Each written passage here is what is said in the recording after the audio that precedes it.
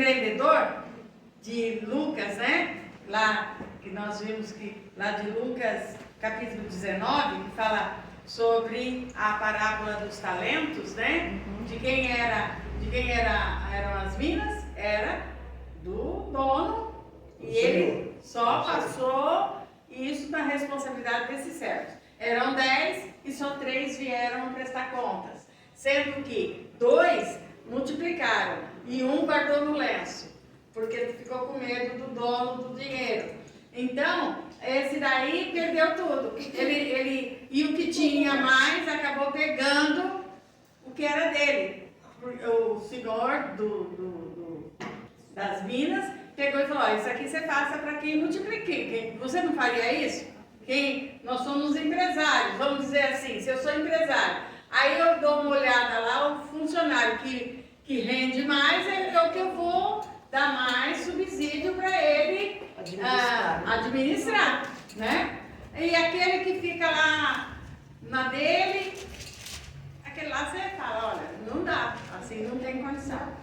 Então, e o servo empreendedor, ele sabe que primeiro ele aplica e depois, então, ele vai gastar. Então, porque se eu primeiro gastar para depois aplicar, o que acontece? Não vai sobrar. Não sobra. Né? A alma, ela sempre quer mais.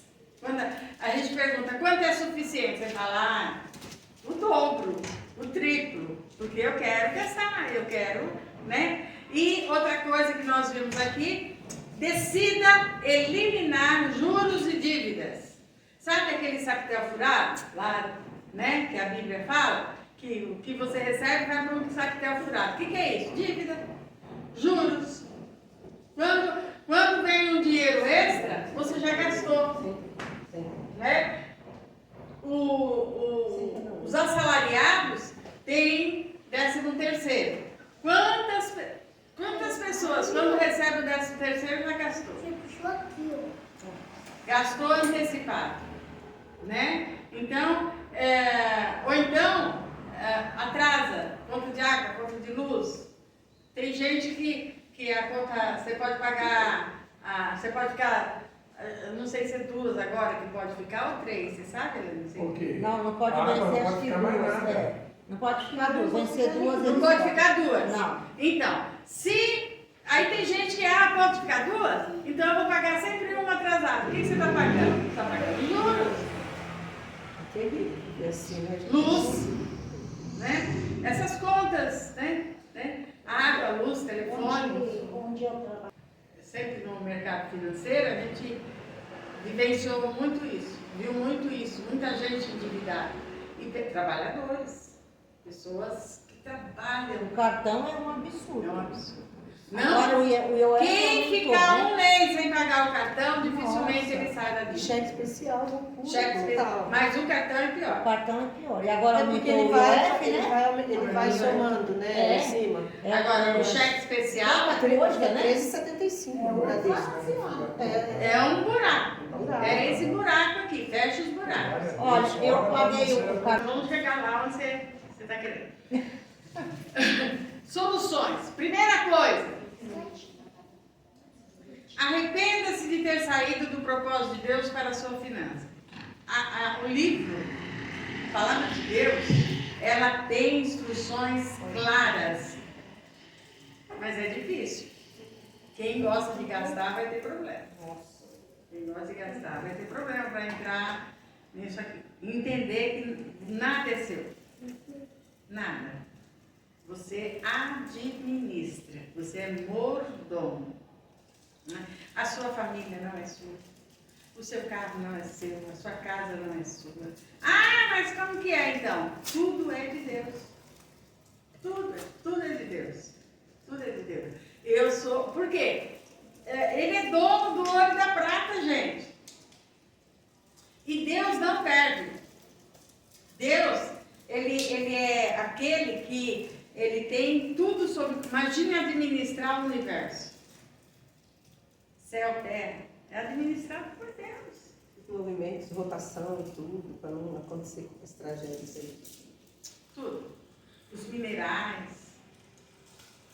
Na Bíblia tem um... Quando nós entendemos isso, o que acontece? Eu tenho temor. Eu quero viver bem. E as pessoas gastam. Então, o que eu preciso? Arrependa-se de ter saído do propósito de Deus para as suas finanças. Segundo, peça ajuda ao Espírito Santo de Deus para fazer o que tiver que ser feito. Mas o que tem que ser feito, pastor? O que tiver que ser feito, porque a Bíblia manda a nós fazermos. Olha, o servo não administrou, perdeu. O servo administrou bem, ganhou.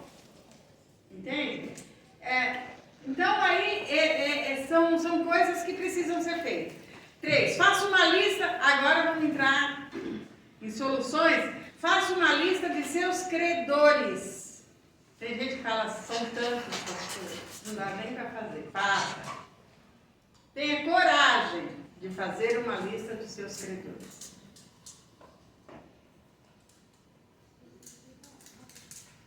Você quer ver quem é que você não põe na sua lista de credores? E aqui vai um conselho para a família. Inclua pais e demais parentes. Sabe por quê? O credor sempre vai lembrar que você está devendo. Quem tem empresa de cobrança, você vê como é, né, gente? O telefone está lá. Então o credor está sempre lembrando. Ah, mas pai é pai, mãe é mãe. Não, não. Não é assim. Em questão de finança, mãe pai me empresta não sei o quê. Tá bom, pode vir, não sei o quê. Muito bem. Como é que as pessoas se afastam da família? A área de finanças, já falei que é uma das áreas que mais é responsável por quebra de relacionamentos.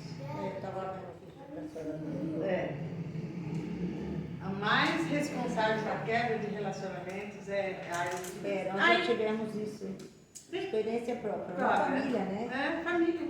Então, o pai empresta R$100. Ele é assalariado, ele é um aposentado, ganha 1.500. R$100 ele emprestou para o filho. E ganha 3.000, 4.000, 5.000. Ele emprestou. Aí, passa mês, passa boiada. E nada. Um dia ele passa na casa do pai, com a sua família. Ele e a esposa. Ô pai, a gente veio aqui só te ver, viemos aqui só, tudo bem com vocês? Tá tudo bem, tá tudo certo. Aí fala, nós só estamos passando, não precisa fazer nada, viu mãe? Não precisa fazer comida. A gente não vai comer, porque a gente tá saindo para comer uma pizza. O que você acha que mamão vai fazer no coração desse pai? A hora que ele vira, vai embora. E nem chama o pai para ir comer pizza. Não, nós vamos comer uma pizza. Aí o Satanás fala assim para ele, assim, para comer pizza. Tá vendo? Mas para te pagar R$100. E o pai fica triste com o filho. O pai fica chateado com o filho, a mãe fica chateada com o filho. Ah, vai amaldiçoar? Não, mas vai ficar preso. Por mágoa, ressentimento. Tá errado?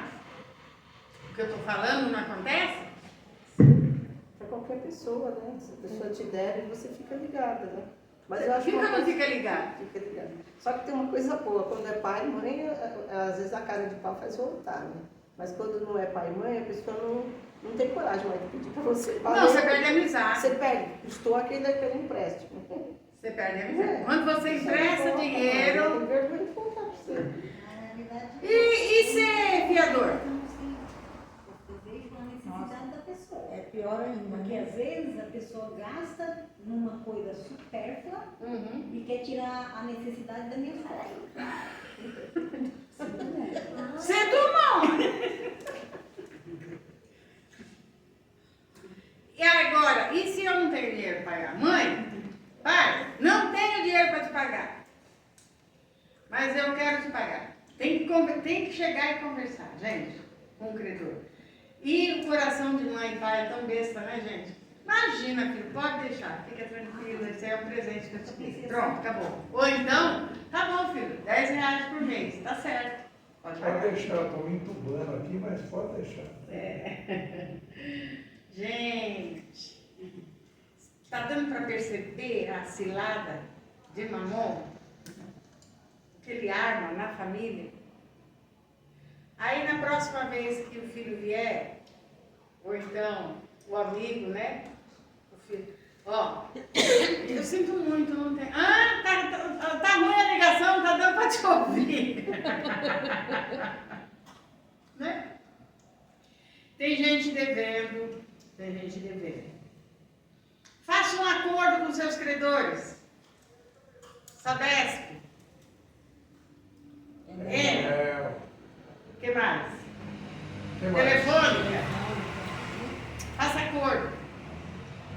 Banco. Os bancos, amados. A lista de inadimplência é muito grande. E quando o inadimplente, você viu que muda o nome da pessoa? A pessoa chamava Maria, ela passa a chamar inadimplente. E quando a inadimplente chega para pagar uma dívida que é raro, eles vão para cobrança, eles vão para escritório de cobrança. Quando o inadimplente chega para pagar, meu amado, o banco falta estender tapete vermelho, porque é a coisa mais difícil de receber. Eu fiz quando a gente saiu muita coisa. E se eu não pago o juro, tem um outro que está pagando. As famílias estão endividadas. Problema maior, se você ouvir qualquer programa econômico, você vai ouvir que o jovem está endividado. Os jovens e os velhos, né? Porque os jovens estão endividando os velhos. Estão endividando. Estão endividando os avós, os consignados estão em nome dos avós que estão cobrindo despesa de netos. Amado, agora eu falo para você, o que é isso? Se não é uma cilada de Mamon para te prender. Aí, você entra debaixo de uma maldição. E não é o diabo. Não é o diabo. Ele só fica lá na dele, fazendo o papel dele. Né? Mas as famílias estão endividadas, os jovens estão endividados, os avós estão endividados. Esses dias eu me lembro que eu estava falando sobre isso e eu me lembro de um velhinho. Um casal de velhos chegaram no banco. E a velhinha chorava, porque eu nunca fiz dívida. E ela tinha pego consignado, estava endividada, não tinha pago, o INSS tirando todo o dinheiro dela. É uma coisa doida. O banco cobrando. E ela chorando, eu não fiz isso, não sei o quê. Era um neto que estava fazendo. Sabia entrar, fez os consignados, empréstimo em nome do avô, da avó, e eles não tinham contabilidade. Só de remédio, o casal gastava uma fortuna. Queridos, planeje. Antes de planejar, ora. Tem que ter planejamento. Antes de planejar, agora. Planeje o uso do seu tempo, dos seus talentos. Separe o urgente do importante. Tem gente vivendo no modo urgente. Ou seja, ele virou um bombeiro. Ele vive apagando incêndio. Quando você está vivendo no modo importante, você separa o que é importante, faz uma análise livre do que você pode administrar e você não é pego de surpresa. Sai dessa, saia das surpresas. E outra coisa, busque conselho. Busque, tem conselheiros que podem te dar conselhos. Olha, vai por aqui, vai por ali, para isso, para aquilo. Quando eu for pagar, o que eu pago primeiro? Se você tem dívida com cartão, pague cartão primeiro, porque é o juro mais alto. Depois do cartão, cheque especial. Busque conselhos. Nós aqui na Seara, nós aconselhamos na área de finanças. Aconselhamos na área de família, casais se separando por causa de finanças. 80% dos divórcios. A causa principal é finanças.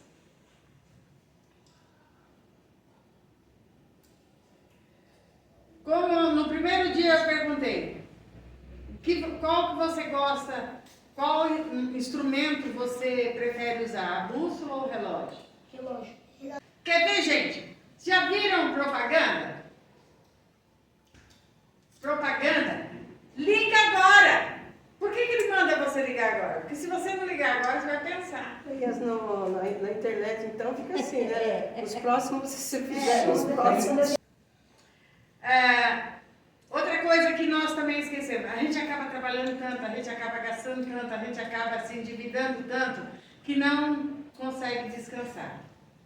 Então, aplique o princípio de renovação diária e semanal. Deus, Ele trabalhou 6 dias, no 7º dia Ele descansou. E por quê? Ele queria deixar o princípio do descanso. E a pessoa vai emendando uma semana atrás da outra, um trabalho atrás do outro, fica doente. Aí, quando adoece, gasta mais do que se ele tivesse descansado. E por fim, aprenda e coloque em prática os 5 princípios bíblicos sobre finanças. Tem, pastora? Tem. E aqui, então, eu começo a preencher a minha planilha. O primeiro item que eu coloco na minha planilha, o mês, foi aqui em cima o mês. Mês tal. Eu coloco a data do meu pagamento. Dia tal. Quando é que começa o meu mês? No dia do meu pagamento. Tem gente que recebe no 5º dia útil, tem gente que recebe no 10º, tem gente que recebe 2 vezes no mês. Isso eu estou falando com assalariado. Aí você vai colocar pagamento, recebimento, vai colocar em receita o valor que você tem lá no seu olerite. Então, aqui, o meu primeiro gasto, a minha receita é a minha entrada. O meu primeiro gasto, na mesma data, eu coloco a data e coloco o meu dízimo. O servo empreendedor, ele primeiro aplica e depois ele gasta. Agora, por isso nós devemos nos conscientizar que até mesmo para colocar em prática um princípio bíblico, devemos antes orar pedindo a ajuda de Deus para prosseguirmos com perseverança. Vamos fazer uma oração? Levante a tua mão e diga assim comigo.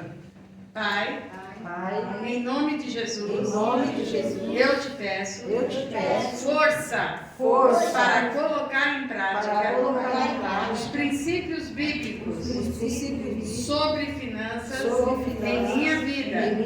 Reconheço que sem ti nada posso, porém sei que em ti posso todas as coisas, pois é o Senhor quem me fortalece.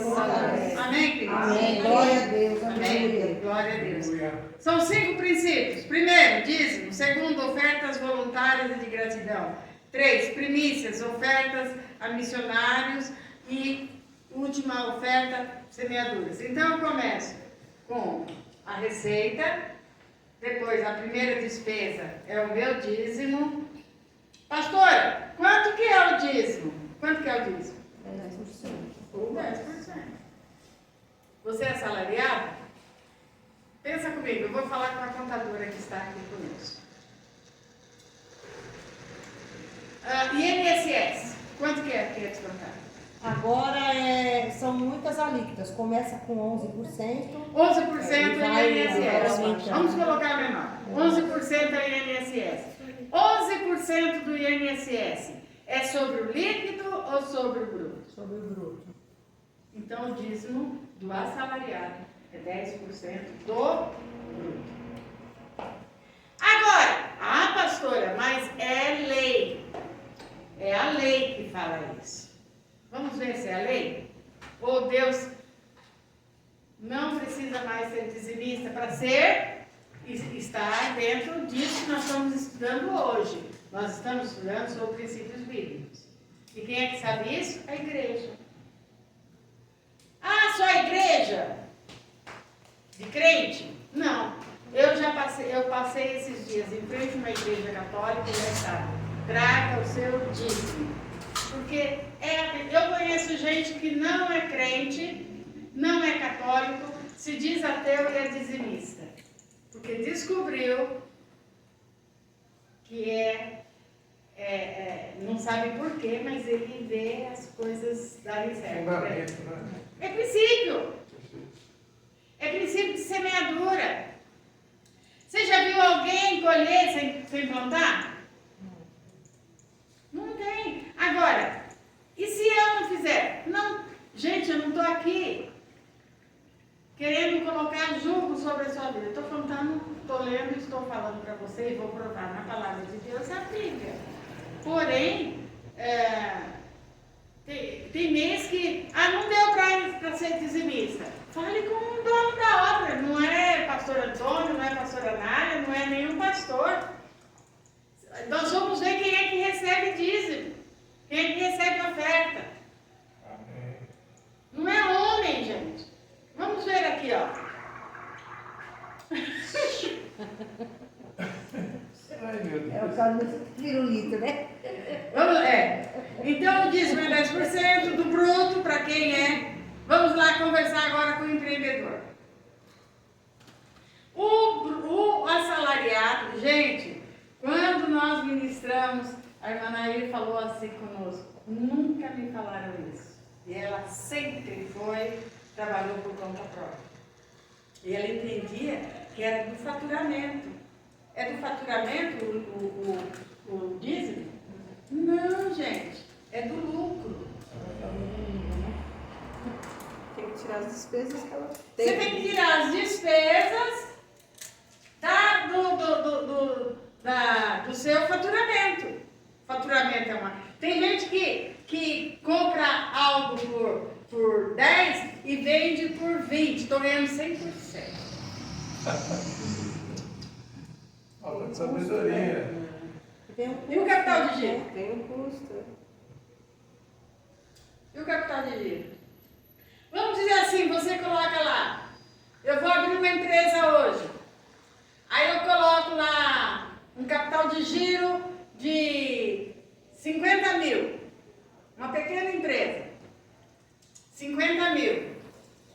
Se eu sou dizimista, eu já dei o meu dízimo dos 50 mil, certo ou não? Sem dúvida. Porque eu sou dizimista, então eu tenho certeza que daqueles 50 mil que eu estou abrindo uma empresa, 50 mil de capital de giro eu já dizimei. Eu já dizimei, venho dizimando, eu fui guardando esse dinheiro e abri minha empresa. Aí o que acontece? Eu vou faturar. Eu comprei uma coisa por 20 reais. De onde eu vou tirar esses 20 reais? Capital Do capital de giro. Então já não tenho 50 mil. Eu tenho 49.980. O que eu tenho que fazer com esses 20? Vou caçar?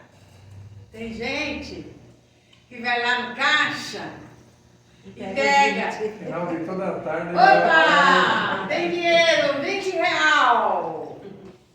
Pega os 20 reais e gasta. 20 reais ele gasta. Quando ele chega no final do mês, meu Deus, nem meu capital de giro eu tenho mais. Claro que você comeu.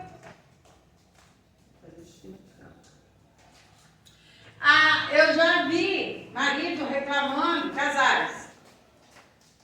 Marido reclamando que ele abriu o mercado e a mulher aparecia no final da tarde.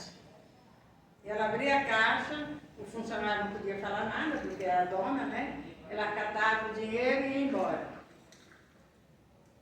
Não, eles estavam endividados, não tinha mais capital de giro, não tinha mais... E cadê o lucro? Não, cadê o lucro? Não teve lucro. Todo mundo recebia e o empreendedor não recebe nada. Falta de administração. Então, já ele tem que tirar o capital de giro, ele tem que tirar despesa de aluguel, ele tem que tirar despesas de funcionário. Para eu fazer o meu produto, de repente eu abri uma casa de salgadinhos. Para eu fazer a coxinha, eu tenho que ver quanto que sai cada coxinha. E aí você vai fazer quanto que foi, quanto que é a embalagem e tal. E transporte, se tiver que entregar. Tudo isso, vai lá na sua planilha. Isso também nós aconselhamos. Tem que saber que é despesa fixa, tem que saber que é despesa variável. Eu não vendi nada esse mês. Aí eu vou ligar para a Sabesp e falar assim, olha gente, hoje, esse mês vocês não cobrem, não vem cobrar água aqui porque eu não vendi nada. Vai chegar ou não sua conta de água? Vai. Tem que pagar ou não? É. Certo, como Então isso é uma despesa Fixa.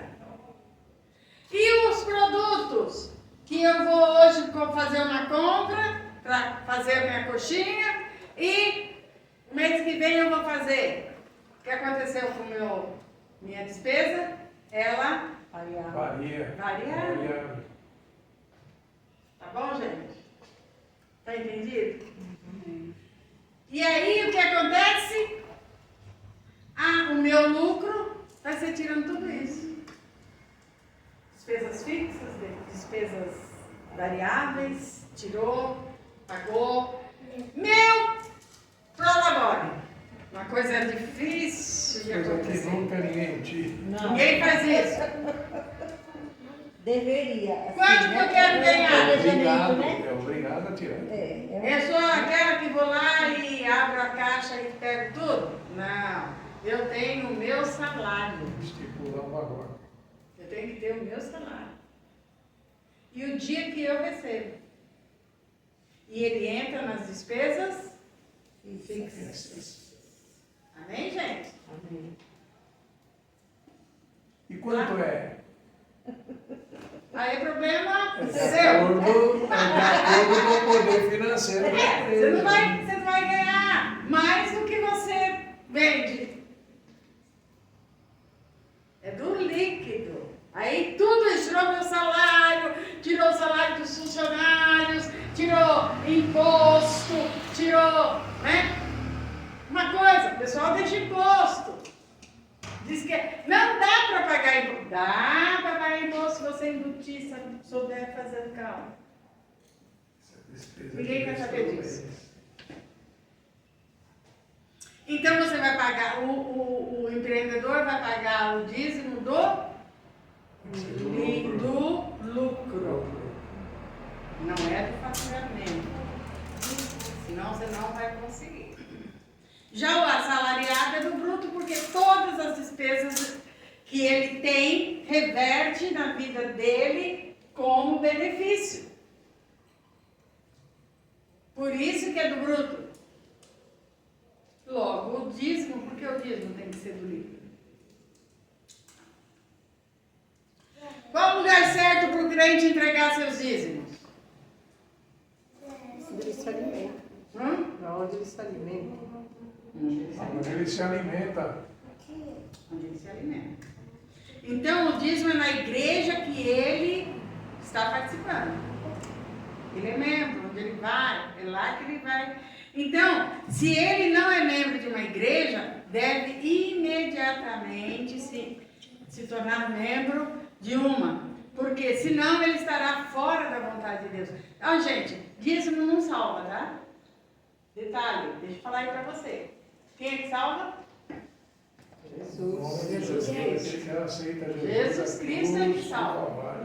Então, eu posso ser um crente salvo, porém minhas finanças estão de ladeira abaixo. Sim ou não? Amém. Pode, porque eu estou quebrando o princípio.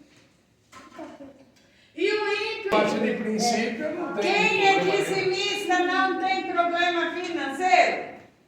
Tem. Claro que tem. Claro que tem. Mas Deus dá saídas.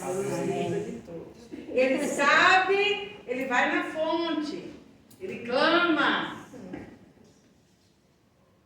E, às vezes, o crente ele precisa ser instruído, ele está falhando. Muitas vezes o crente É a mesma coisa também. tem. Às vezes, a pessoa fala assim, a crente não fica doente. Claro que fica. Crente não tem problema financeiro. Abraão teve fome. Lógico. E era dizimista. Só que ele... Conhecia quem que era a fonte. Bom, pessoal, o lugar então é na igreja que ele é membro. Ele tem que ir para uma igreja. Ninguém pode servir a Deus fora do seu corpo. Amém? É um princípio também. Amém. Gente, existe tanta gente porque é dizimista quebrando todos os outros princípios e quer ter uma vida regalada. Não adianta. Onde você estiver quebrando o princípio, vai ter problema. Tem gente que é prepotente, acha que está pagando de Deus. Fazendo Ou a negócio. barganha, né? Uma barganha, negócio. Eu vou dar e ele vai me dar O muito mais, dízimo, né? gente. O dízimo, a semente, a semeadura, as ofertas. Gente, eu vou dizer para você, não, Deus, Ele não precisa de nada disso, é tudo para mim mesmo. A bênção é para minha casa, a bênção é para minha vida. É isso que Deus instituiu. Para quê? Para Mamon não tomar, não ter legalidade nessa área. Porque Deus fala assim, olha, você tem um todo, você tem uma massa. Olha o exemplo que Deus dá. Você tem uma massa. Quando você santifica uma parte, todo o restante é santificado. Aleluia. Então, não é para Deus que você está fazendo isso. É para você mesmo. Então, diga assim, é uma blindagem de Deus. Né? É uma blindagem de Deus. Então, eu vou falar o texto, se você quiser anotar, você vai chegar em casa e vai estudar, para ver se é dízimo ou não, se é certo ou não. Senta aqui. Qual igreja eu devo participar? Na que confessa Jesus como seu Senhor e Salvador. Essa é a igreja com quem Jesus tem aliança. Então, anota aí, Levíticos 27, 32 e 33. Chega em casa, faz um estudo. Sabe que aquela pastora falou tudo certo, né? Acho que ela tá querendo ficar rica. Ai, meu Deus do céu. 27, 32 E 33. Como que vai aí? Não, aqui você não vai pôr, você vai colocar aqui porque eu estou pedindo para o pessoal anotar, para fazer o estudo em casa. Neemias 10, 37.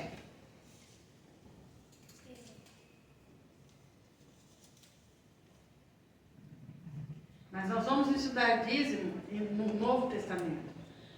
Mateus 23, 23. Malaquias 3:10. Agora, põe aí, Hebreu 17, tá? Vamos ler rapidinho? nós acelerarmos. Esse Melquisedeque, rei de Salém, e sacerdote do Deus Altíssimo, encontrou-se com quem? Abraão. Quando esse voltava depois de derrotar os reis e o abençoou. 2. Foi para ele que Abraão lhe deu o dízimo de Tudo. Em primeiro lugar, o seu nome significa rei de justiça. Depois, rei de Salém. Estou lendo ainda. Rápido, mas não tô. Já terminou de ver. Vai.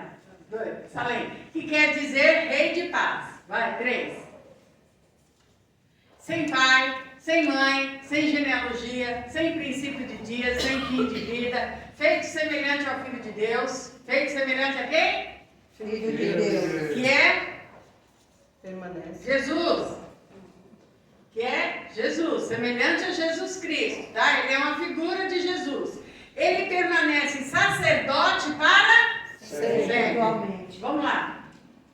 Considerem a grandeza desse homem, até mesmo o patriarca Abraão lhe deu o dízimo dos despojos. Ele deu o dízimo do quê? Despojos. Do capital de giro dele? Não. Das vendas dele? Não. Do que estava a mais. Vamos lá. Sim. A lei requer dos sacerdotes entre os descendentes de Levi que recebam o dízimo do povo. Quem é que recebia o dízimo do povo de Israel? Os levíticos, né? Os levitas. Isto é, dos seus irmãos, embora esses sejam descendentes de Vamos lá, 6. Esse homem, porém, que não pertencia à linhagem de Levi, está falando de quem? Melquisedeque, que é a figura de Jesus, tá? Então, esse homem, porém, que não pertencia à linhagem de Levi, recebeu os dízimos de Abraão e abençoou aquele que tinha as... Quem é que tinha a promessa? Abraão. Eu sou filho de Abraão. Você também é? A promessa é para a minha vida. Vamos lá, 7. Sem dúvida alguma, o inferior é abençoado pelo superior. No caso dos levitas, quem recebe o dízimo são homens mortais.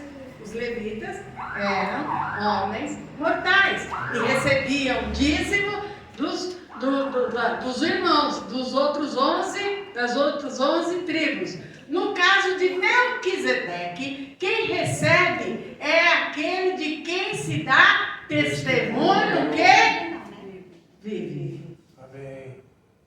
Melquisedeque é a figura de Jesus. Amém.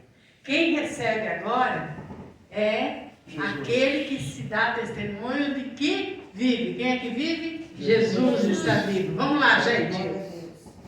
9. Pode-se dizer que Levi, que recebia os dízimos, pagou por meio de Abraão. Vamos lá. Já que Levi estava presente em seu antepassado Abraão, quando Melquisedeque se encontrou com ele. Abraão pagou, logo Levi também pagou. Amém. Amém? Vamos lá. Se fosse possível alcançar a perfeição por meio do sacerdócio levítico, visto que em sua vigência o povo recebeu a lei, porque haveria ainda necessidade de se levantar outro Sacerdócio. segundo a ordem de... Melquisedeque. Não de Abraão. Não, de Arão. Arão era de levitas. Exatamente. Arão era levita. Agora é um outro sacerdócio, segundo a ordem de Melquisedeque, que é a figura de Jesus Cristo. Amém. 12. Aleluia. Certo é que quando a mudança de sacerdócio da lei para a graça, é necessário que haja mudança de lei. Quem recebe? Jesus. Vamos lá. 13. Ora, aquele de quem se dizem essas coisas pertencia a outra tribo, da qual ninguém Amém. jamais havia participado no serviço do altar. Você concorda comigo? Jesus é de que tribo?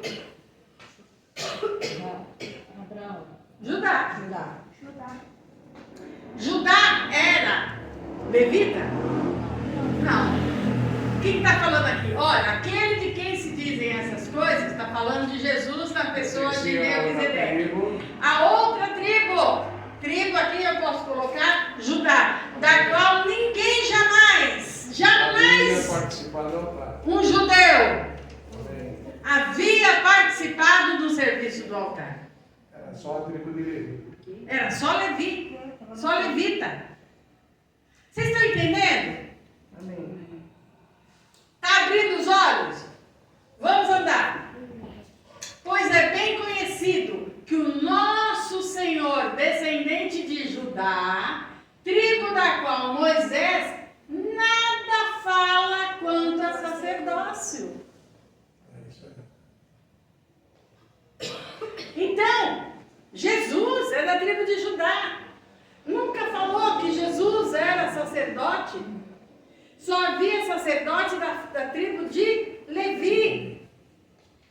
Vamos lá, agora nós vamos começar. Só que agora mudou a lei. Presta muita atenção.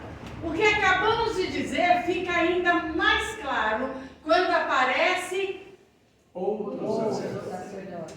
quem é esse outro sacerdote, gente? Jesus Cristo. Jesus, Melquisedeque, semelhante a Melquisedeque. Sem pai, sem mãe, sem genealogia, sem princípio, sem fim. Quem é, gente? Jesus. Então vamos lá.